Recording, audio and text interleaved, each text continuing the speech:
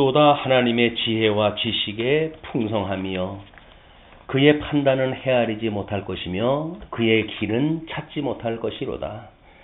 누가 주의 마음을 알았느냐? 누가 그의 모사가 되었느냐? 누가 주께 먼저 드려서 갚으심을 받겠느냐? 이는 만물이 주에게서 나오고 주로 말미암고 주에게로 돌아감이라. 그에게 영광이 세세히 있을지어다. 아멘. 아멘. 예. 사람이 주의 길을 찾는다고 하는 건 불가능해요. 은혜로 우리한테 주셔야 가능한 그 일들을 우리가 지금 이렇게 받고 있다는 이야기는 하나님께서 한없는 은혜를 지금 부어주고 계시다는 이야기거든요. 우리는 뭐 이걸 아냐 모르냐 뭐 배우느냐 어쩌냐 이렇게 이야기를 하는데 길 대신 예수님에 대한 이걸 우리한테 주시는 것은 은혜의 선물임을 성경이 말을 하고 있습니다. 그래서 오늘 우리가 공부할 내용이 24쪽에 2편 은혜의 강편으로 공부를 해갈 텐데 빠르면 2절까지 짧으면 1절까지 은혜의 강편 개간 중에 그 내용으로 확인을 해갈까 합니다. 먼저 그 설명을 은혜를 공급해 주시는 방편이 아니라 은혜를 깨닫게 하는 방편들이다. 그래서 은혜를 공급해 주시는 거냐 깨닫게 하시는 거냐 뭐 이런 걸 이제 뭔가 나름대로 성격을 구분했다 해야 되겠다. 이런 그 비판 의식을 가지고 은혜의 방편을 연구를 갖다 해왔어요. 그런데 은혜를 공급해 주시는 그 방편 그거는 좀 주어가 누구한테 있는 거죠? 하나님이 공급해 주시는 또 은혜를 깨닫게 하는 방편이다라고 하는 그 깨닫는다고 하는 주체는 누구죠? 사람인 거예요. 그러니까 그거를 어디다 놓고 우리가 관심을 놓고 보느냐에 따라 다를 것뿐이지. 그거를 이것이 교회 신학의 제2편 은혜의 방편이라고 하는 걸 원천적으로 방향을 튼다든가 뭐 이럴 그 이유가 없는 내용들입니다. 이 은혜를 공급해 주시는 방편이 하나님께서 우리에게 만물이 하나님께로부터 나온 건데 우리 믿음도 마찬가지입니다. 하나님께로부터 나온 거예요 이게. 우리는 자꾸 인간 관점에서 뭐가 추구하면 되어질 것 같고 연구하면 되어질 것 같고 쉽게 하면 되어질 것 같고 이렇게 하지만 쉬운 게 어렸어요. 복음이라는 게 다 똑같은 거지. 그렇기 때문에 은혜를 공급해 주시는 것이 더 적극적 표현으로 보여지기도 합니다. 그렇기 때문에 이거를 그렇게 어떤 은혜를 깨닫느냐 은혜를 공급해 주시냐라고 하는 이분법적으로 나눠볼 성격은 아니라고 보여져요. 왜냐면 이제 은혜의 방편 이렇게 이야기를 했으니까. 그래서 하나는 은혜를 공급해 주신다고 하는 그건 하나님의 절대의 주권에 의해서 그 예수 그리스도 성전 대신 예수 그리스도로부터 생명수가 나오듯이 성전에서 이제 그 샘물이 흘러나와 가지고 온 이스라엘 전역을 흘리는 것은 하나님께서 철저하게 그 성전으로부터 나오게 하시는 일이지. 그러나 그 은혜가 이제 온 이스라엘을 넘치게 흘렀을 때 그 거기에 거주하는 자들은 그런 은혜를 입는 거죠. 그렇기 때문에 이거는 그냥 은혜의 방편이라고 하는 그런 쪽에서 보는 게 좋겠다. 하나님께서 공급하시는 방편으로 보시는 것이 여지껏 우리 하나님의 절대 주권을 최고 상위 개념으로 놨다고 한다면 그렇게 이해하는 게 좋을 것 같습니다. 그렇게 했을 때 그 말씀은 근본적인 방편이다. 이렇게 이야기를 하죠. 말씀의 근본적인 방편을 우리의 설명의 형식으로 비교해 봤을 때 말씀은 근본적으로 하나님께서 우리한테 주시는 겁니까? 아니면 우리가 말씀을 깨닫는 겁니까? 라고 볼 수가 있겠죠? 그런데 여지가 우리 주기도를 할 적에도 그랬지만 일용할 양식을 주시옵고 그렇게 이야기를 하래요. 우리한테 기도를. 그렇다고 한다면 말씀을 먹는 것 이런 것이 일용할 양식으로 우리한테 주시는 거다. 그걸 인간적 측면에서 봤을 때 말씀을 깨닫는다 이렇게 이야기를 하는 거죠. 이제 그렇게 그걸 나눠볼 수가 있고 성례라고 하는 거를 이제 지역적 방편이다 뭐 이렇게 구분했다 했어요. 그리고 말씀이 없는 성례는 무속적인 행위다 이렇게 이야기를 하는데 말씀이 없는 말씀은 뭘까요? 그 위에 말씀이 없는 말씀은 그건 완전 경전이에요. 그냥 그것도 마찬가지예요. 말씀이 없는 기도는 뭘까요? 마찬가지로 그거는 그냥 연불이에요. 그냥 말씀이 전제되지 않는다고 하는 거는 말씀 자체도 말씀인 말씀이 아니라고 한다면 그냥 경전으로 우리가 이해를 다 하는 거니까 어떤 것도 여기서 문제되지 않을 게 없어요. 그렇기 때문에 말씀을 근본적인 방편이라고 한다면 성례라고 하는 건 우리가 수단적, 과정적 방편으로 이야기를 하는 겁니다. 이 과정적 방편이라고 하는 그 이야기는 물론 이제 우리 권징이라고 하는 거를 성도의 구원론에서 은혜의 방편으로 이야기를 했잖아요. 그 권징이라고 하는 거는 끊임없이 결과적인 방편이란 말이에요. 그런데 말씀을 근본적인 방편이라고 했을 때 성례라고 하는 그 이야기는 말씀이라고 이렇게 이야기하는 것과 성례라고 하는 것 구분을 갖다 했으니 성례라고 하는 그 행위 자체가 말씀을 기억나게 하는 행위라는 말이에요. 그게. 그러니까 우리 성찬을 할 적에도 예수님께서 그러잖아요.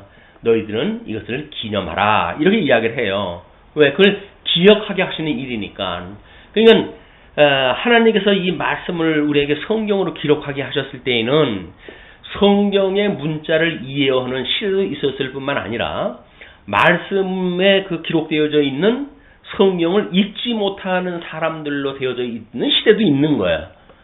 그 말씀을 만약에 읽을 수 없는 사람들이 많은 그런 그 과정에서는 문맹률이 높은 어떤 환경에서는 또 기독교가 처음 받아들이는 초유적인 어떤 그런 그 사건에서는 나름대로 성례라고 하는 그런 그 일로 인해 가지고 사람들은 복음의 핵심을 볼 수 있는 이런 그 기회가 되어진다.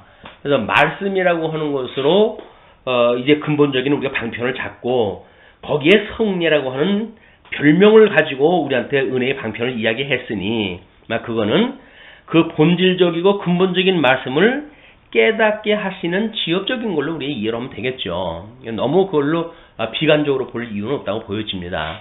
물론 이제 교리적으로 우리가 어떤 그런 그 성례에 대한 천주교에서 과거에 칠성례라고 하는 7가지 성례를 했었는데 종교 개혁자들이 세례와 성찬이라고 하는 2가지만 남겨놓고 나머지 걸 피했단 말이에요. 그래서 그 세례와 성찬에 대한 문제는 끊임없이 우리가 말씀이 존속하는 한 기념을 해야 될 그런 걸로 우리가 받아들이고 또 중매 몸된 교회의 공교에서 새롭게 성도가 가입을 하고 같은 유기체적인 어떤 신앙생활을 한다고 했을 때 그걸 교회 앞에 공포를 갖다 하는 문제는 매우 중요합니다. 요는 세례에 있는 것뿐만 아니에요. 저 모든 임직도 마찬가지 아닙니까? 그냥 교회법에서 임직의 어떤 선포가 안 되면은 그건 무효예요. 우리 이제 뭐 예를 들어서 이제 목사나 장로가 이제 사임을 갖다 하게 되어지게 되면 은퇴를 하게 되어지게 되면 은퇴가 되어진 거를 교회에 선포를 갖다 하거든요. 그렇게 해야 그것이 이제 노예법, 총회법상 유효한 거예요. 그만 내가 안 하면 그만이지. 이렇게 되어진 게 아니란 말이에요. 모든 눈에 보이는 가시적인 교회에서는 질서를 따라서 이게 되어져 있기 때문에 그런 어떤 그 과정적인 거라든가 형식적인 거라든가 이런 게 다 무시를 해버리게 되면 그러면 신령한 것만 가지고 살아가느냐 이런 거 오류가 있는 거죠. 어차피 가시적인 교회, 전투적인 교회라고 하는 그 이야기는 육신의 소욕이 있고 성령의 소욕이 있는 중생인들이 모여져 있는 교회이기 때문에 그 교회에서는 눈에 보이는 근본적인 것도 필요하고 그리고 가시적으로 행정적인 이런 절차도 필요하다. 그걸 통해서 우리는 학습이라고 하는 걸 우리 이제 포용을 갖다 해냈죠. 말씀이라고 하는 걸 보게 되면 뭔가를 우리가 배운 공부로만 이해하기 쉽지만 이런 그 성례라든가 이런 걸 통해 가지고 이칭 공부라고는 영역을 놓게 되면 오히려 다 포용적으로 우리가 이해할 수 있는 방편으로 수용이 가능하다. 저를 뭐 어떤 거는 말씀이기 때문에 가능하고 어떤 건 말씀이 아니기 때문에 뭐 필요 없다라고 어떤 그런 이분법적으로 접근하는 이런 그 자세는 오히려 더 정당성을 우리가 잃어버리기 쉽다. 그래서 그렇게 우리가 보면 좋겠어요. 그다음에 기도는 깨달은 이후에 나오는 결과이지 방편이 아니다라고 이야기를 하는데 지금 기도라고 하는 자체가 은혜의 방편이라는 이야기지 기도가 깨달은 이후에 나오는 어떤 그런 목적이라고 하는 개념으로 설명되어진 게 아니잖아요.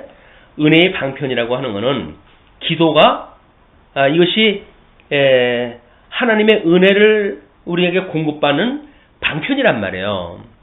그래서 귀신 들린 자를 내쫓았을 적에도 우리는 어떻게 귀신을 내쫓지 못했습니까? 라고 했을 때 예수님께서 뭐라 그러죠? 기도 외에는 이런 이유가 나갈 수가 없다 이렇게 이야기를 하잖아요. 그러니까 그 기도라고 하는 그 이야기는 결국 아는 것만큼 우리가 기도할 수가 있는 거예요. 만약에 이것이 깨달은 이후에 나오는 결과라고 한다면 그 깨달음에 대한 정도는 어디까지인가? 배운 공부에 한한 것인가? 아니면 익힌 공부까지 포함되어져 있는 것인가? 뭐 이런 아주 복잡한 그런 문제들이 나온단 말이에요. 기도라고 하는 이야기는 우리가 이미 적어도 말씀을 뭐 깨달았다고 하는 것이 아니라 예수를 그리스도로 믿는 사람들이 주님의 몸된 교회에 출석을 하고 그리고 그 성도들이 그 교회에서 수단적으로 주는 지역적 방편에 의해 가지고 뭐 세례를 갖다 받든지 또는 성찬을 갖다 하든지 아니면 또 뭐 우리 강단에서 선포되는 말씀을 듣든지 끊임없이 이런 그 과정 중에 성도들이 기도를 하는 것이 왜 중요한가라고 하는 지금 본질적인 문제란 말이에요.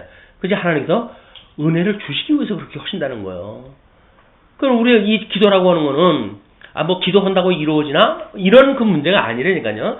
되느냐 안 되느냐의 문제가 아니라 안 되면 안 되는 대로 되면 되는 대로 하나님께서 우리에게 은혜를 주시는 방편으로 우리한테 기도가 필요한 거예요.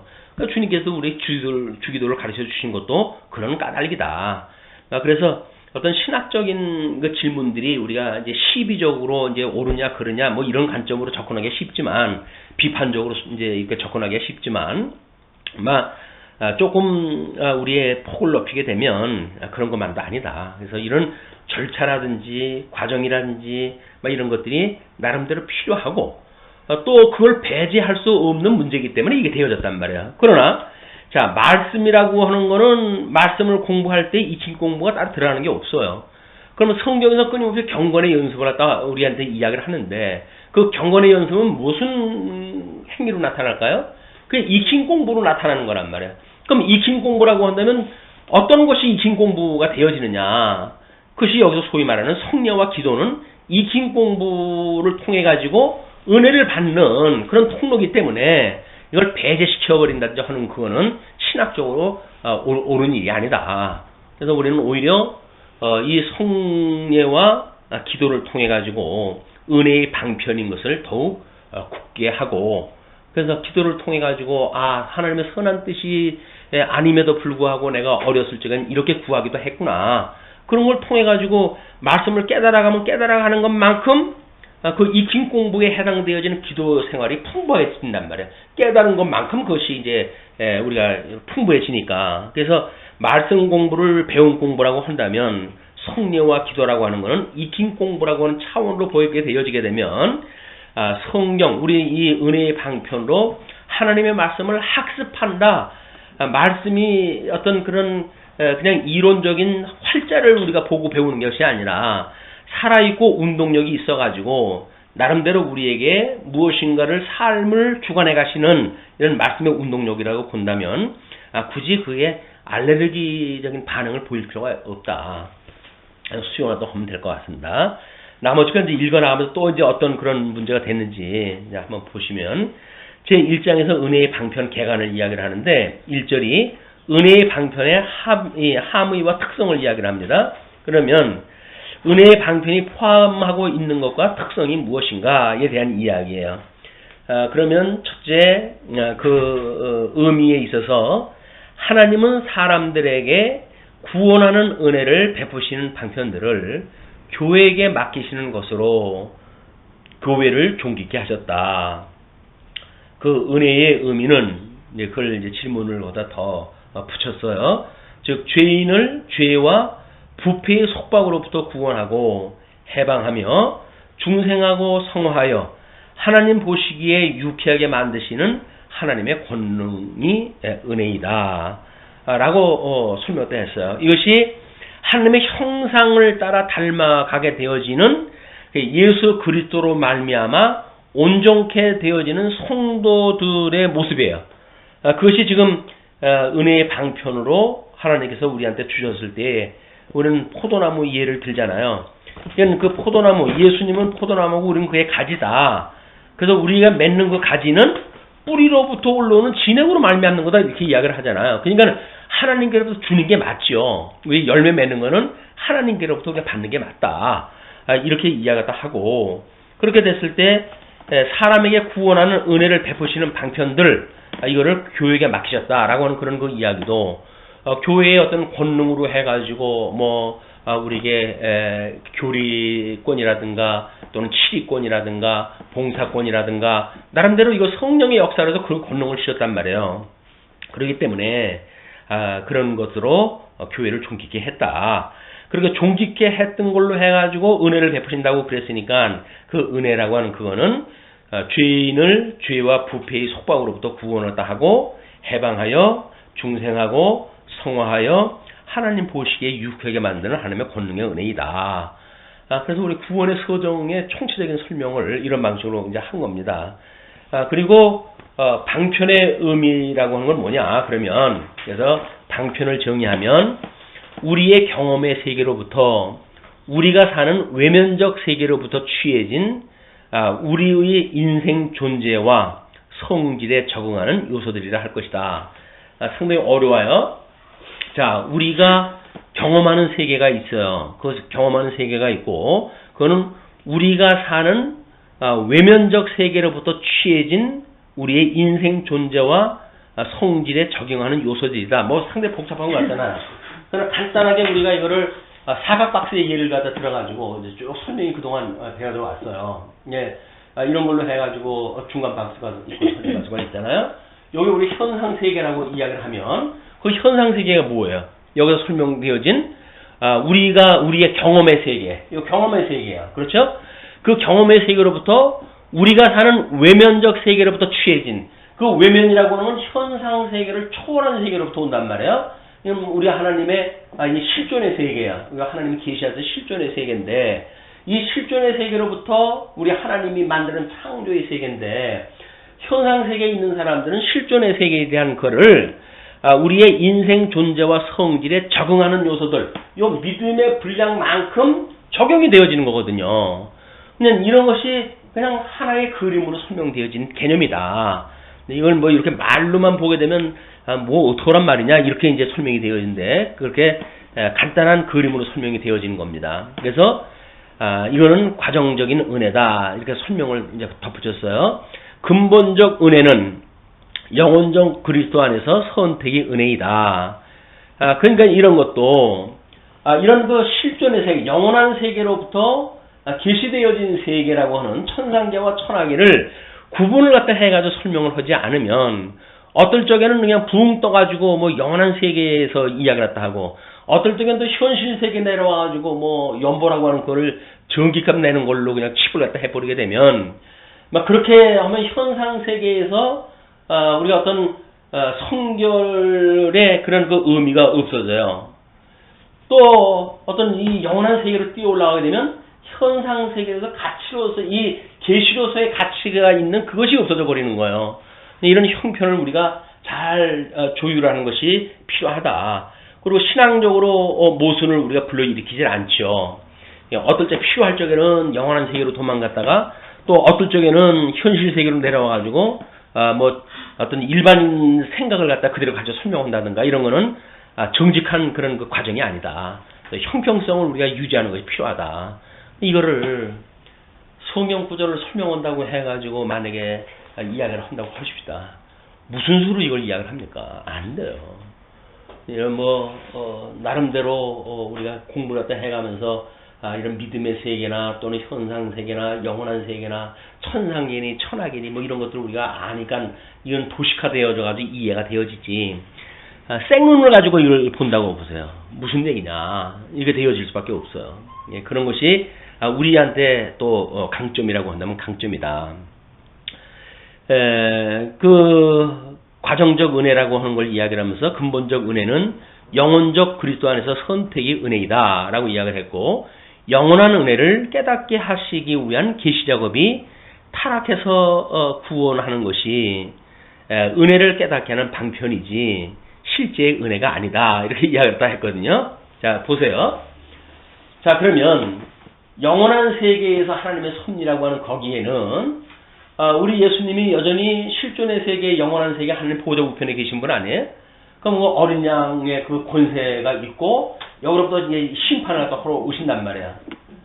그러면 이 어린 양이 있어가지고 여기서 어린 양이 어떻게 사망 권세를 싸우고 이겼는지에 대한 이런 거에 의해 가지고 지금 어린 양이 천상 세계에 있기 때문에 우리는 이미 영원한 세계도 영원한 십자가의 도가 있는 거예요. 그것이 창세기 때 보게 되면 하나님께서 빛과 어둠을 나누시잖아요. 그럼 빛과 어둠이라고 하는 그 이야기를 하나님께서 우리 흑암 중에 두었으니까 빛과 어둠을 나누시는 거지. 뭐 이 빛과 어둠을 갖다가 아무것도 없는 데서 나누는 게 아니잖아요. 그러니까 흑암이라고 하는 엉켜져 있는 우리가 뭐 양변이라 그러면 탁자와 부택자가 다 포함되어진 개념이니까 엉켜져 있는 거로부터 빛과 어둠을 나누시는 거란 말이야. 그리고 뭐 우리가 이제 또 뭐 그 하나님의 땅을 만들었을 때 그 조건이 어떻다고요? 공허하다고요? 공허하고 혼돈하고. 공허라고 하는 그 이야기도 마찬가지예요. 이 비어있는 그 공간인데 이걸 하나님께서 윗물과 아랫물로 나누셨단 말이에요. 이후로부터 이미 천상계의 하늘과 그 다음에 나중에 심판받을 땅하고 이미 구분이 되어진 거예요. 그렇기 때문에 이런 실존의 영원한 세계로부터도 나누시는 역사, 하나님의 천국과 지옥 이런 것이 이미 다 있는 거다. 그런 걸로 설명되지를 않게 되어지게 되면 어떤 건 실제적인 거고 어떤 거는 과정적으로 해서 설명이 안 되는 것처럼 이렇게 이야기하는 건 맞지는 않습니다. 또 이제 그 은혜를 깨닫게 하는 방편은 맞아요. 그러나 은혜를 깨닫게 하는 방편이라고 하는 그거는 은혜라고 하는 어떤 실존이 있으니까 깨닫는 거 아니겠어요? 그 은혜가 뭐예요? 영원한 은혜가 뭐예요? 천상계시 이것이 영원한 은혜라니까요. 그걸 계시 속에서 보여준 것이 지금 계시의 역사로 보여주는 거란 말이에요. 은혜를 깨닫는 거란 말이에요. 깨나 우리가 은혜를 받는 거란 말이에요. 그래서 계시 세계 이 해안에서 그걸 받는 것이 영원한 것을 깨닫고 영원무궁토록 찬양할 그 하나님 나라를 위해 소망을 바라보고 살아가는 일이지. 그것이 딱히 이렇게 해서 나눠놔가지고 어떤 건 옳고 어떤 건 그러다 이렇게 볼 수 있는 성품이 아니다. 거기서 은혜를 깨닫게 하는 방편이라고 하는 거를 창조와 돼지우리와 아버지 품으로 이렇게 돌아오게 한다 그랬어요. 그럼 창조되어진 세계는 빛만 있는 세계인가요? 윗물만 있는 세계인가요? 거기도 이미 흑암이 있고 어둠이 있고 아래 땅이 있는데 그 아래 땅이 돼지우리가 될 곳 아닌가요? 이렇게 분류가 되는 게 아니라니까요.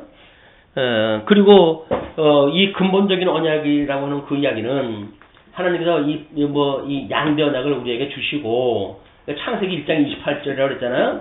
그러니까 이 창세기 1장 28절이 우리에게 양대 언약이란 말이에요. 이거는 이미 하나님께서 빛과 어둠을 나누듯이 흑암의 세계를 빛과 어둠을 나누듯이 모든 인류에게 주셨던 언약이에요.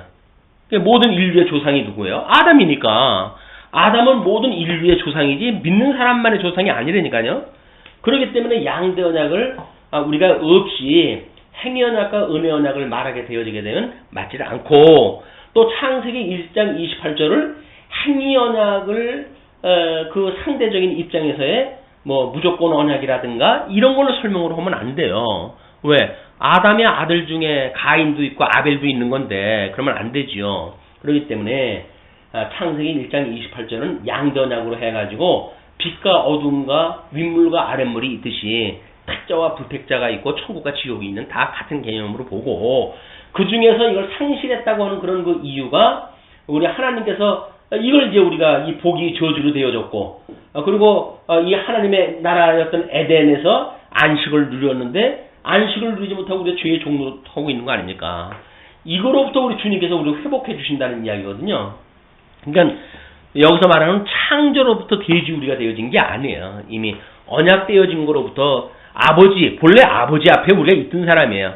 근데 돼지 우리로 나왔다. 내가 택자 중심의 설명을 하기 때문에 아버지 품으로 돌아온 그런 둘째 아들만 있는 거지. 맏아들은 여전히 하나님하고 같이 있다고 그러지. 그 아버지하고 같이 있잖아요. 그렇기 때문에 유대인들과 이방인과의 관계를 그래서 설명한 양계 설명정 중에 택자의 설명이 한 가지인데 그걸 그런 식으로 설명하는 것은 뭔가 많은 부수적인 설명이 필요하다.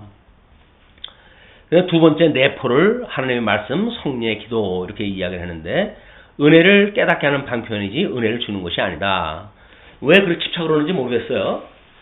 예. 아니 만물이 다 하나님께로부터 나왔다고 우리가 아까 본문 우리 성경 로마서 그 11장 33절에서부터 이야기를 했잖아요. 우리들의 그 판단은 헤아리지 못할 것이고 그 얘기는 찾지 못할 것인데 누가 주의 마음을 알았느냐, 누가 그의 모사가 되었느냐, 누가 주께 먼저 들여서 갚으심을 받겠느냐. 이는 만물이 주에게서 나오고 주로 말미암고 주에게로 돌아간다고 이야기를 했는데, 아니 그 만사 만물에는 뭐 이 은혜는 포함된 게 아닌가요? 포함되어진 거죠. 이스라엘 백성들이 광야 생활을 할 때 만나가 어디서부터 내려온 거예요? 하늘로부터 내려온 거 아니에요? 그것이 사람이 떡으로만 사는 것이 아니라고 하는 걸 깨닫게 해주시기 위해서 주셨던 만나지. 만나 자체가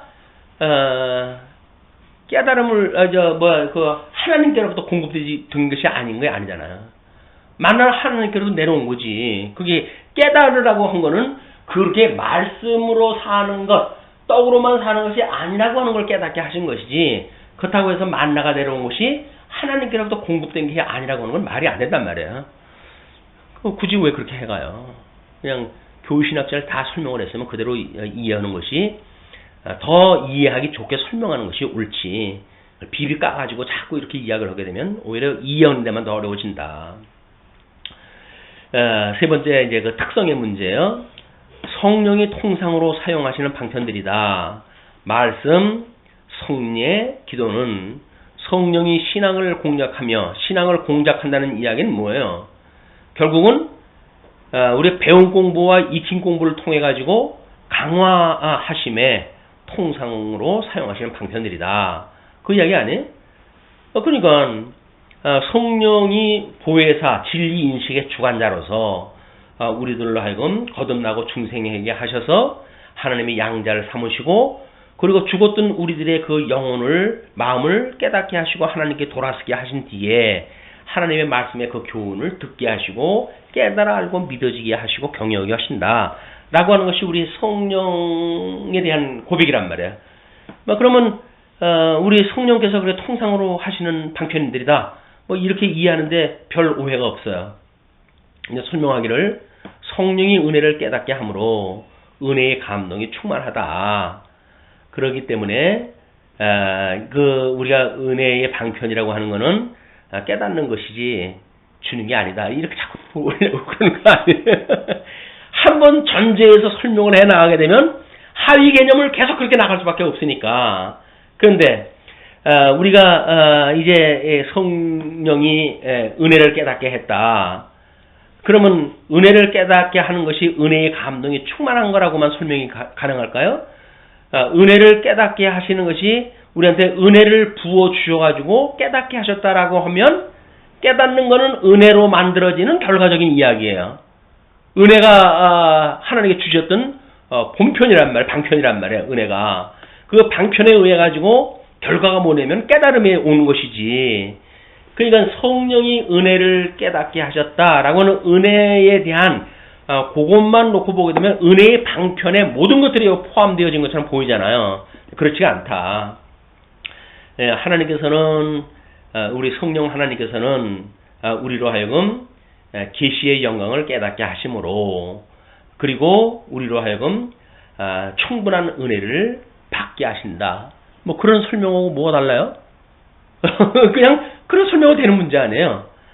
그렇기 때문에 이렇게 우리가 기존에 있던 그런 그 이론들을 어떻게 보면 더 쉽게 설명하다 하느냐의 방점이 지켜져야지 이렇게 비판하는 쪽에 관심을 가지고 이야기를 하게 되면 앞에 이야기도 못 알아듣고 뒤에 이야기도 못 알아듣고 그래서 중두석가도 안 되는 거야.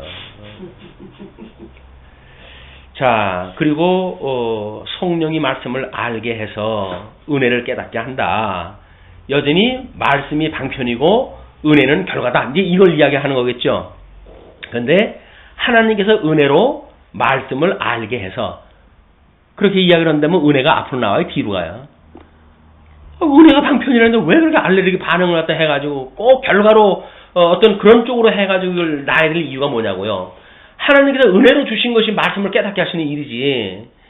그 은혜라고 하는 것이 꼭 결과적인 걸로 설명될 이유가 뭐가 있느냔 말이야. 은혜의 성령이 말씀을 알게 해서 근데 성령이 은혜를 부어주어서 말씀을 깨닫게 해서 그렇게 되어지는 거랑 똑같은 거예요. 은혜는 깨닫는 것이 아니라 누리는 거예요. 실질적으로 누리는 것. 깨닫는다라고 하는 이제 우리 인식의 어떤 단계를 그렇게 이야기를 했잖아요. 거듭나고 중생되어지게 되면 하나님의 이 교훈을 받게 되어지고 교훈을 받게 되었을 때 우리 지혜가 이제 주어지니까 책망과 바르게 함과 의로 교육하게 이제 합당하게 그 말씀이 작정이 되어지잖아요. 이 교훈이 우리들한테 이 말씀을 주게 되어지게 되면 우리가 이거를 영성이라고 그랬고 이걸 지성이라고 이야기해서 영성, 지성, 감성, 우리 감성, 그다음에 덕성, 이걸 우리 심성이라고 이렇게 이야기했단 말이에요.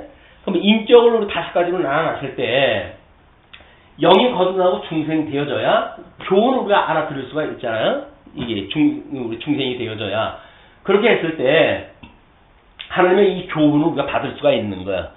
그걸 반대로 안 한단 말이에요. 교훈을 받게 돼요. 여기로부터 이미 중생한 성도들에게 이 반응이 나타난 거야.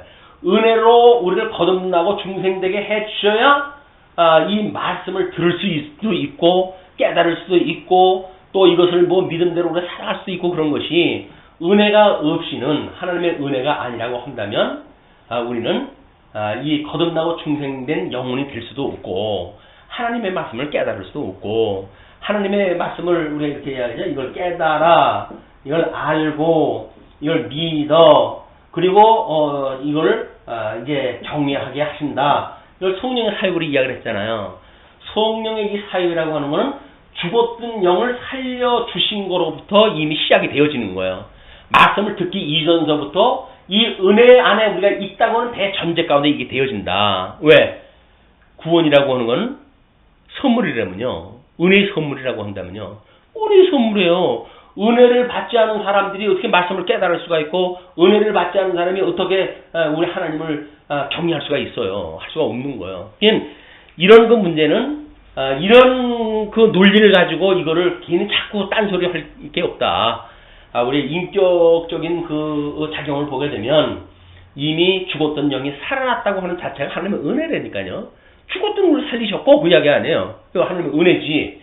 그 은혜의 영광을 깨달아 알게 하시기 위해서 그렇게 하셨는데 그 은혜를 구체적으로 아는 방법이 계시되어진 성경으로 하여금 우리에게 교훈으로 주어졌을 때 그 말씀을 깨닫게 되어지고 그리고 하나님에 대해서 알게 되어지고 그리고 하나님의 그 합당하신 뜻대로 우리가 믿어지는 믿음을 가지고 하나님 경외하는 삶을 살게 된단 말이에요. 괜히 쓸데없는 이야기를 해가지고 우리가 뭐 이제 이런 그 격길로 설명이 되어지는 것 같지만 또 그런 것이 아니라고 한다면 다시 한번 이런 걸 우리 반복해서 공부할 이유가 없잖아요. 그것도 또 다행으로 그게 한 일이다. 우리를 위해서는 그렇게 보여집니다. 그래서 성령이 은혜를 깨닫게 함으로 은혜의 감동이 충만하다. 그래서 은혜의 충만, 성령이 말씀을 알게 해서 은혜를 깨닫게 한다. 은혜를 깨닫게 한다는 이야기는 은혜를 깨닫게 한다는 이야기가 아니라 구속의 은혜, 하나님의 그 구속의 은혜 전체를 이야기를 하는 거예요. 그렇잖아요. 그냥 거듭나고 중생했다고 하는 말씀을 깨닫기 전에 있었던 그 있기 전의 일들, 그런 것들은 논리적으로 교리적으로 맞지 않는다는 거 아니야? 우리 질서문제 구원의 서정을 보면 뭐로부터 시작되죠?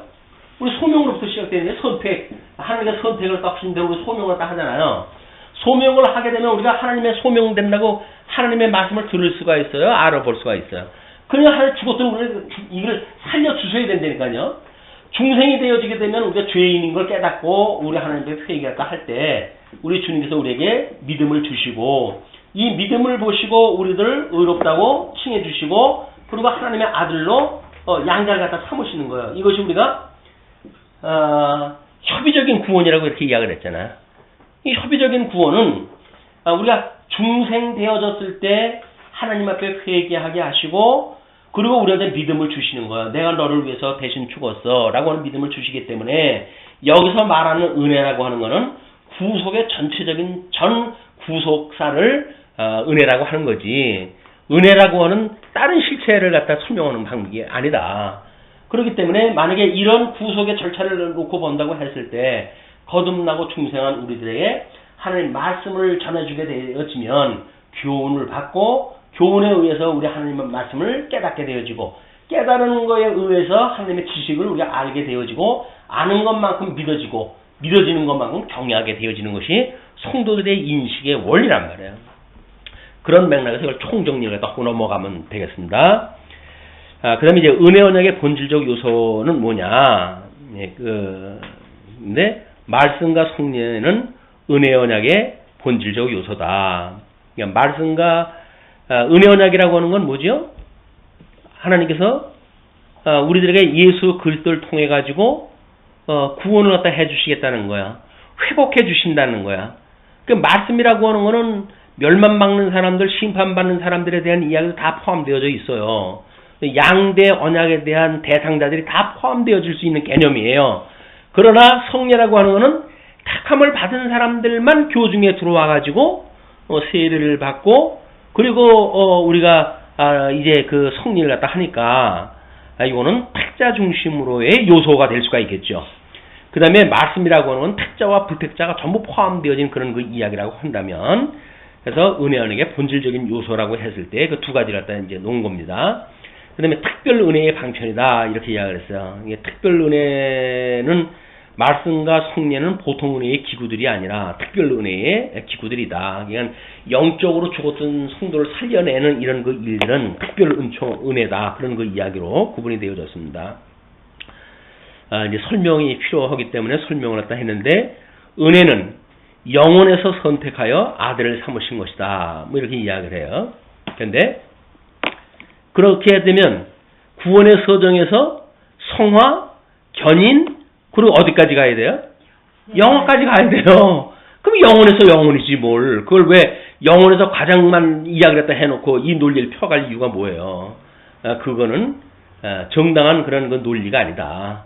은혜라고 하는 거는 영원한 은혜가 있고 그걸 계시하셨던 과정적인 은혜라고 한다면 전 구속의 절차를 통해 가지고 우리는 은혜의 감동을 받게 되어지는 것이다. 그리고 이거를 깨닫게 하시기 위하여 계시 섭리가 있다. 뭐 이렇게 이야기를 하는데 그건 말씀의 본질을 설명했을 때 이야기가 됐으니까 전통 신학은 특별 은총은 죄에서 구원, 일반 은총은 과학, 정치, 문화 등으로 말한다. 우리는 하나님의 섭리로 은혜와 저주로 나눈다. 복은 택자에게, 저주는 불택자에게 준다. 택자는 모든 것이 복이요 행복과 선으로 간다. 불택자는 모두가 저주이다. 뭐 이렇게 이해가 했어요. 그러면 자 봅시다. 죄에서 구원이라고 하는 이야기, 그것이 우리가 은혜로 깨달은 택자가 우리에게 주는 그 복이라는 이야기고 또 행복과 선으로 간다고 하는 그 이야기도 죄에서 구원을 받은 성도들한테 주어진 거 아닌가요? 똑같은 이야기야. 결국은 다른 거 없어요. 또 하나 복은 택자에게 일반 은총은 과학, 정치, 문화 등으로 말한다. 이건 일반 계시적으로 주어졌다는 이야기거든요. 그렇기 때문에 우리 택자들에게 받는 그런 것이라 할지라도 우리가 하나님께서 주셨다고 하는 것은 모든 것이 복이고 이렇게 보게 되면 복으로부터 우리가 저주를 받은 그 저주까지도 복으로 이야기를 할 수밖에 없어요. 그럼 복은 복이고 저주는 저주지. 복도 저주라고 이야기를 하게 되면 어떤 사실을 설명해 가는데 혼선이 일어날 수밖에 없잖아요. 복은 복이고 저주는 저주인 거야. 근데 저주로부터 우리를 은혜로 구속을 갖다 하셨다고 하는 것이 우리들이 누리는 행복이고 그것이 선으로 가는 그 일이지. 그런데 거기서 일반적으로 주셨던 어떤 일반 은총 막 그런 것이기 때문에 그건 복이다라고 말하는 것은 맞지 않습니다. 왜냐하면 그 복도 신령한 복이 있고 또 뭐라 그러세요? 세속적인 복이 있다고 그랬잖아요. 우리 나름대로 그걸 구분했다 하잖아. 그럼 세속적인 복이라고 하는 거는 우리가 세속적인 복은 구하는 것이 아니라면요. 왜요? 세속적인 복은 왜 구하면 안 돼요? 우리한테 복인데? 그 얘기는 저주니까 구하지 말라는 거 아니에요? 이건 자체적으로 이 논리의 모습이 만들어진단 말이에요. 이런 걸로 해가지고. 그러니까 억지로 어떤 걸 한 군데를 틀어놓게 되면 사사건건 이 문제가 만들어질 수밖에 없다. 그래서 하나님께서 복은 택자에게, 저주는 불택자에게 주는데, 물론 뭐 신명기에서 이야기하는 것처럼 나가도 복을 받고 들어와도 복을 받고, 그래서 복을 받게 하시는 수단일 수는 있죠. 그렇다고 해가지고 저주가 복이라고 하는 건 달라요. 복과 저주는 이미 하나님께서 거르고 나눠놓으시는 건데, 그것이 이것도 좋고 저것도 좋다고 하는 그 이야기는 은혜를 깨닫게 하시는 과정적인 섭리에서에 해당된 일이지 본질적으로 같은 이야기는 아니다. 그다음에 교회의 공적 은혜의 방편이라고 하는데 기독교에서 공적으로 시행되는 은혜의 방편들을 말한다. 그는 공교에서 나름대로 세례나 성찬이나 라고 하는 것이 이제 필요하고 말씀 선포가 필요하기 때문에 우리가 주어진다는 이야기입니다. 독자적인 은혜의 방편. 그래서 말씀과 성례와 기도는 독자적으로 은혜의 방편이다. 말씀이 없는 성례는 미신행이며 말씀이 없는 기도는 염불이다. 또 그 말씀 순수한 말씀만을 가르치는 것이 순수한 교회의 모습이다 라고 이야기하다 하는데 맞아요. 순수한 말씀만을 가르치는 거지요.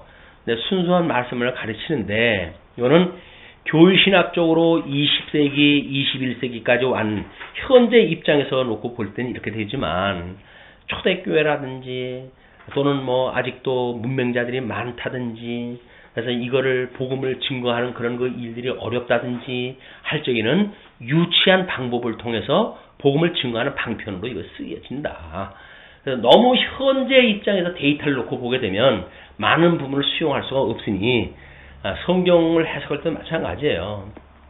초대교회 때 방언을 주고 뭐 이렇게 했던 것이 그 나름대로 어떤 역사적 설명을 하려면 그런 것이 필요하기 때문에 하나님 그런 역사를 해가시는 것들이거든요.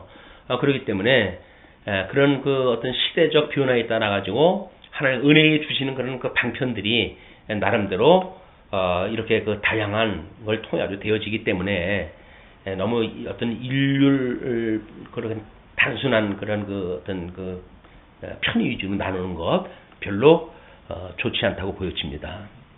그다음에 뭐 말씀이 없는 성례는 미신 행위며 말씀이 없이 성례를 갖다 하는 그 일들 이런 일들이 뭐 얼마나 있겠어요. 다만 말씀의 정도가 좀 떨어진다든가 이럴 수는 있지만 또 말씀이 없는 기도 염불이라고 그러는데 말씀이 있다 없다고 하는 걸 어떻게 흑백 논리를 알 수가 있겠어요. 믿음의 분량이라고 하는 건 천지 차이인데 어린아이와 같은 믿음이 있는 사람도 나름대로 믿음이 없는 가운데 하나님 앞에 은혜를 구하게 되어지고 믿음이 있는 자도 엉뚱한 뭐 그 기도를 갖다 해가지고 이상한 일 벌어지는 건 다 뭡니까? 그냥 말씀이 없어가지고 기도가 그런 기도로 떨어지나요? 이런 것들이 너무 이렇게 단순화시키는 작업도 어려움이 있다. 순수한 말씀을 가르치는 것이 순수한 교회의 모습이다. 이야기를 하는데 순수한 교회라고 하는 그 이야기는 배움 공부와 익힘 공부가 공이 있어야 돼요. 우리 이 지상교회니까 천상교회라고 한다면 그게 가능하죠. 그러나 지상교회, 전투교회, 가시적인 교회라고 한 데는 말씀을 가르칠 때에도 순수한 말씀을 가르치지만 여러 가지 방편이 동원되기도 한다. 그렇기 때문에 순수한 교회의 모습이라고 하는 그 이야기는 천상교회가 아닌 한 끊임없이 이 현상세계 속에서의 도구화가 필요도 하고 또는 그 유지되어지기도 하고 또 그걸로 인해 가지고 은혜를 깨닫게 하는 수단이 되어지고 그런다. 이거를 천상교회 뭐 완성되어진 어떤 비가시적인 교회에서 일어나는 그런 그 교회론으로 보는가, 아니면 아직도 중생한 성도들이 있는 그런 그 전투교회, 가시교회, 지상교회에 방점을 두고 교회관을 우리가 보는가에 따라서 달라진다. 지금 이 교회론이라고 하는 우리 중생한 성도가 있는 교회관을 이야기를 하는 거예요. 그러니까 뭐 이런 여러 가지 이론이 필요하지. 영원한 하나님 나라의 순수한 교회에 대한 이야기라고 한다면 복잡한 거 뭐 있어요? 이미 다 이루어진 것들인데.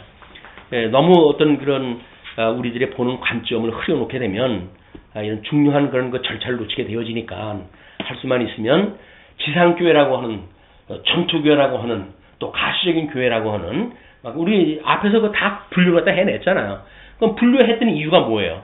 앞으로 논의를 갖다 해갈 때 이런 관점에서 논의하겠다, 그런 그 이야기가 전제되어지는 거니까, 그런 우리가 이것도 교회신학도 통전적으로 이해를 해야 단순한 비판이 머무르질 않는다. 어떻게 보게 되면 우리 처음에 이런 것들을 해서 잘못되어진 거를 강조를 하고, 그래서 말씀의 순수한 말씀으로 돌아가자라고 어떤 그런 열정으로 해가지고 만들어졌던 그 일이라고 보여집니다. 그러나 어느 세월 정도 흘러놓고 보니까 이제는 우리가 좀 정돈을 갖다 해서 신사적으로 나름대로 그런 관점을 어디다 놓고 볼 것이냐라고 하는 통일성 있는 이런 논의를 갖다 해가는 것도 필요하다. 이렇게 정리를 갖다 하시고 오늘은 여기서 마치죠.